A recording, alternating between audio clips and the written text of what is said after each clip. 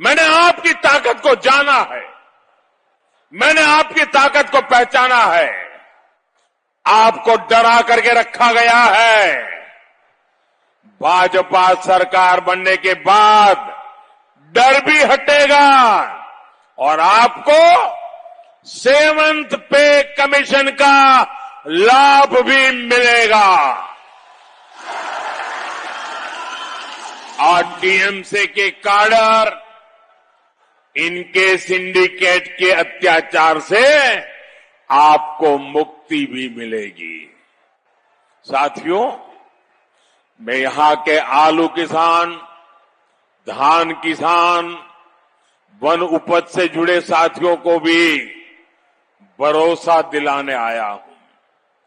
आप यहां बीजेपी का सीएम बनाइए, फिर पीएम और सीएम मिलकर हर किसान के खाते में किसान सम्मान निधि के 9,000 रुपये सीधे जमा किए जाएंगे।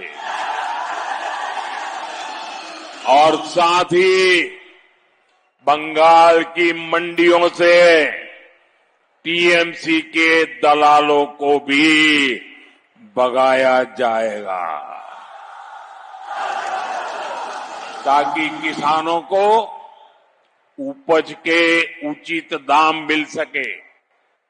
और साथियों, मैं हर श्रमिक साथी को ये भरोसा देता हूं, अब बंगाल में बीजेपी सरकार जी राम जी कानून लागू करेगी। इसके तहत गांव में ही 125 दिन के रोजगार की गारंटी मिलेगी। ये जितनी भी बातें मैंने कही है, ये मोदी की गारंटी है। और मोदी की गारंटी का मतलब है गारंटी पूरा होने की गारंटी। और मेरे लिए तो आप सभी मोदी हैं, आप सभी मोदी हैं। घर घर जाकर आप ये गारंटियां मोदी की तरफ से जरूर दीजिएगा। साथियों, पश्चिम बंगाल को प्रकृति ने इतनी सारी नदियां दी है, इतना बड़ा समुद्री तट दिया है। अभी संपदा पर टीएमसी के सिंडिकेट का ही कब्जा है। डबल इंजन सरकार बंगाल में ब्लू रिवॉल्यूशन, नीली क्रांति का विस्तार करेगी। बीजेपी सरकार बंगाल को मछली उत्पादन में पूरी तरह आत्मनिर्भर बनाएगी। साथियों, जहां जहां बीजेपी की सरकारें हैं, वहां बीते दशक में मछली के उत्पादन में रिकॉर्ड वृद्धि हुई है। बिहार में फिश प्रोडक्शन डबल हो गया और उड़ीसा में 150% से भी अधिक हुआ है। लेकिन बंगाल में बीते दशक में फिश प्रोडक्शन अपेक्षा के अनुरूप नहीं बढ़ा है। ऐसा तृणमूल की निर्मम सरकार की दुर्नीति के कारण हुआ है। साथियों, हमारे मछली पालन से जुड़े भाई बहन के लिए केंद्र सरकार पीएम मत्स्य संपदा योजना चला रही है। लेकिन टीएमसी सरकार ने मत्स्य संपदा योजना को यहां 2 साल तक लागू ही नहीं होने दिया। इसके कारण बंगाल में फिशरीज से जुड़े इंफ्रास्ट्रक्चर का विस्तार नहीं हो पाया, मछुआरों को कोई मदद नहीं मिल पाई यानी इससे बंगाल के लोगों का भी नुकसान हुआ और मेरे मछुआरे भाई बहनों का भी नुकसान हुआ। बीजेपी आएगी तो बंगाल सी फूड के एक्सपोर्ट के लिए पूरी दुनिया में जाना जाएगा। साथियों, टीएमसी सिर्फ और सिर्फ अपने वोट बैंक की सगी है, घुसपैठियों की सगी है, बाकी किसी से इनको कोई लेना देना नहीं है।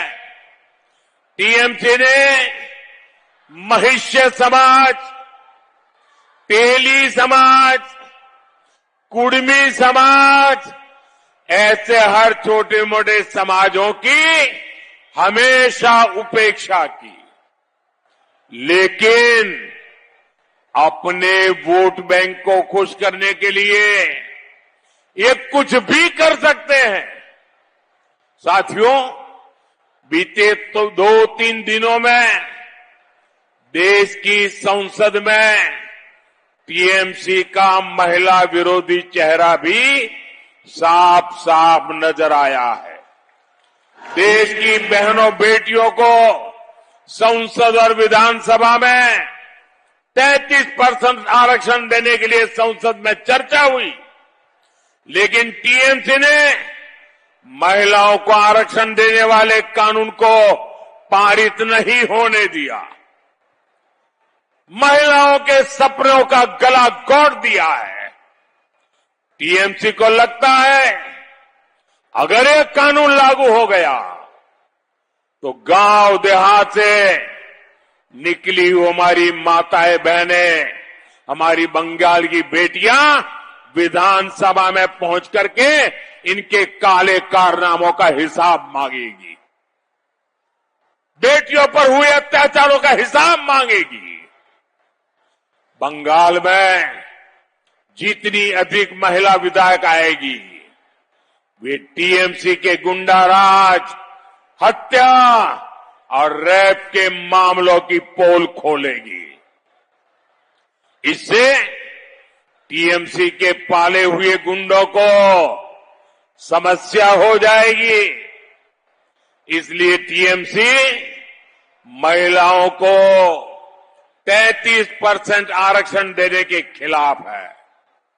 साथियों, टीएमसी बहनों बेटियों के आरक्षण को रोक रही है, जबकि संसद में कानून बना है, लेकिन अपने बैंक को धर्म के आधार पर आरक्षण देने लगी है। वोट बैंक के लिए धर्म से आधारित आरक्षण देना, ये खेल चल रहा है। ओबीसी का आरक्षण छीनना और मुस्लिम समाज को देने में जुटी है, जो संविधान के हिसाब से गलत है, जो कोर्ट के हिसाब से गलत है। इसलिए मैं सभी बहनों बेटियों से कहूंगा, इस बार टीएमसी को बड़ी सजा मिलनी ही चाहिए। मिलेगी ना? टीएमसी को सजा मिलेगी ना? हर बूथ में सजा मिलेगी ना? हर घर से सजा मिलेगी ना? और मैं बंगाल में जहां जहां गया हूं, इस बार मैं दावे से कहता हूं, ये पत्रकार भी मेरा दावा लिख ले, मैं बंगाल की जनता को कहता हूं, मेरे राजनीतिक अनुभव के आधार पर कहता हूं, इस बार बंगाल में बीजेपी की सरकार बनना पक्का है।